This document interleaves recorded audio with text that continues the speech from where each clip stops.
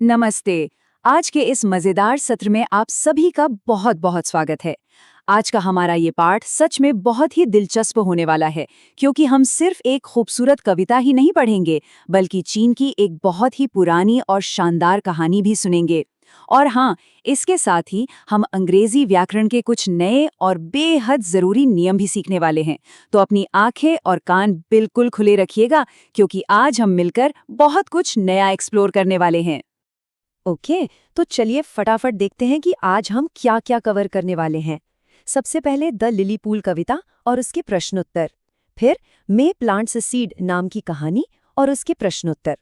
उसके बाद हम बहुवचन के नियम समझेंगे और आखिर में संज्ञा, लिंग और विलोम शब्दों पर नजर डालेंगे।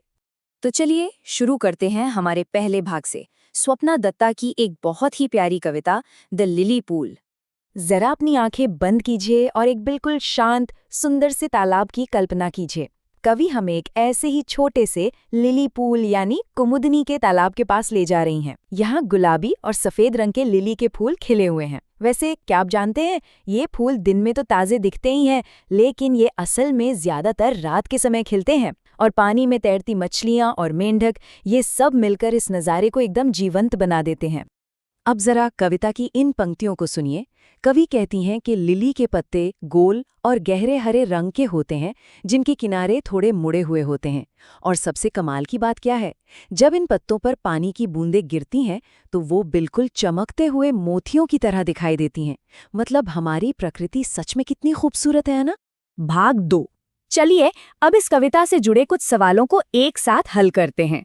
इतनी सुंदर कविता पढ़ने के बाद हमारा पहला सवाल है, मोतियों की बूंदों की तरह क्या दिखता है? अभी अभी हमने कविता की पंक्तियों में इसका जवाब देखा था। जरा याद कीजिए, जब उन गोल और हरे पत्तों पर कुछ गिरता है तो वो चमकने लगता है।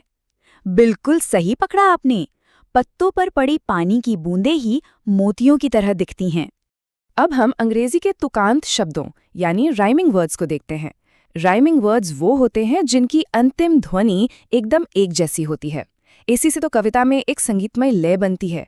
जरा इन शब्दों को देखिए। वाइट के साथ मैच कर रहा है नाइट, कर्ल्स के साथ पर्ल्स और डू के साथ टू। जब हम इन्हें एक साथ जोर से बोलते हैं तो ये बिल्कुल किसी गीत की तरह लगते हैं। भाग 3। अब हम चलते हैं चीन की एक बहुत ही दिलचस्प लोक कथा की ओर, मे प्लांट्स अ सीड। तो एक कहानी सुनते हैं। बहुत समय पहले चीन में एक बहुत ही दयालु और समझदार राजा हुआ करता था। राजा अब बूढ़ा हो चुका था और उसका अपना कोई बच्चा नहीं था जो उसके बाद राज्य संभाल सके। इसलिए राजा ने पूरे राज्य में एक बहुत ही खास प्रतियोगिता की घोषणा की। उसने सभी बच्चों को एक एक शाही बीज दिया और कहा, इस बीज की अच्छे से देखभाल करो और ठीक 6 महीने बाद अपने पौधे लेकर आना। जिसका पौधा सबसे सुंदर होगा वही इस राज्य का अगला राजा बनेगा। ये सुनकर राज्य के सभी बच्चे बहुत ज्यादा एक्साइटेड हो गए। छोटी मैं भी बहुत खुश थी, क्योंकि उसे गार्डनिंग का बहुत शौक था। उसने सबसे बेहतरीन गमला चुना, उसमें ताज़ी मिट्टी डाली और बीज को बहुत ही प्यार से बोया। वो हर दिन उसे पानी देती, धूप दिखाती, लेकिन दिन बीतते गए और बीज में से कोई पौधा निकला ही नहीं। अब जरा इस टाइमलाइन को देखिए। 6 महीने, सोचकर देखिए 6 महीने इंतजार करना कितना लंबा वक्त होता है। लेकिन मई ने हार नहीं मानी। उसने गमले बदले, मिट्टी भी बदल कर देखी, लेकिन कुछ नहीं हुआ। जब पूरे 6 महीने बीत गए तो बाकी सभी बच्चे बड़े बड़े और सुंदर पौधों के साथ महल पहुंच गए। बेचारी मई बहुत घबराई हुई थी, बहुत उदास थी, लेकिन फिर भी वो अपना खाली गमला लेकर ही महल गई। महल में राजा ने सबके पौधे देखे, लेकिन वो खुश नहीं लग रहा था। फिर अचानक उसकी नजर मेई के खाली गमले पर पड़ी। मेई ने डरते डरते कहा, महाराज, मैंने बीज की बहुत देखभाल की, लेकिन ये उगा ही नहीं। और पता है ये सुनकर क्या हुआ? राजा जोर से मुस्कुराया। राजा ने सभी को बताया कि उसने जो बीज दिए थे वे असल में पके हुए बीज थे, और पके हुए बीज तो कभी उगी नहीं सकते। बाकी बच्चों ने जीतने के लालच में दूसरे बीज बो दिए थे। केवल मेई ही थी जिसने पूरी ईमानदारी दिखाई, और बस इसी ईमानदारी के लिए मेई को अगला शासक चुन लिया गया। क्या जबरदस्त ट्विस्ट था, है ना? भाग 4। कहानी तो हमने सुन ली, अब देखते हैं कहानी के प्रश्नोत्तर। सत्य या असत्य? चलिए इन वाक्यों को एक एक करके चेक करते हैं। पहला वाक्य बिल्कुल सही है। मेई को गार्डनिंग बहुत पसंद थी। दूसरा वाक्य, ये तो एकदम गलत है। मेई को गार्डनिंग बहुत अच्छे से आती थी, उसका बीज इसलिए नहीं उगा क्योंकि वो पका हुआ था, ना कि इसलिए कि उसे देखभाल करना नहीं आता था। और तीसरा वाक्य, ये 100% सच है।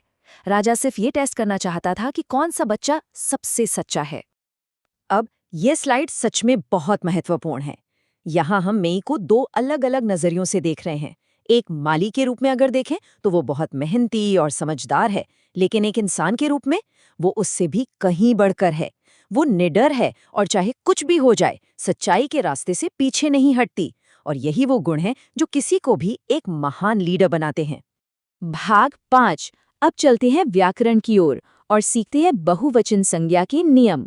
कहानी के बाद अब वक्त है दिमाग की थोड़ी कसरत करने का। बहुवचन बनाने के ये 4 नियम बिल्कुल किसी मजेदार पहेली की तरह हैं।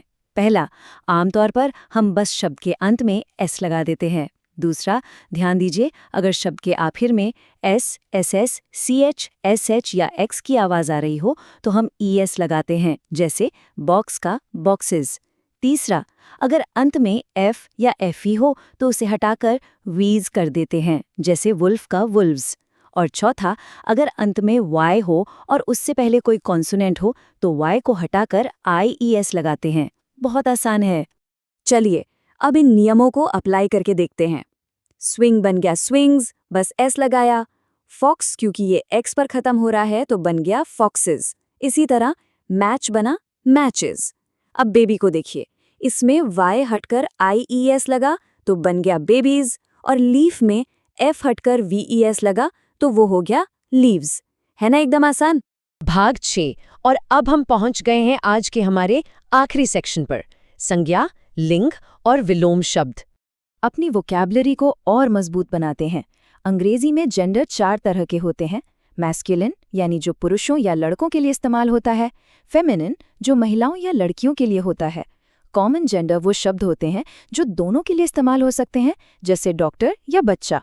और अंत में आता है न्यूट्रल जेंडर, जो उन चीजों के लिए होता है जिनमें जान नहीं होती, मतलब निर्जीव वस्तुएं। आइए अब शब्दों को छांटते हैं।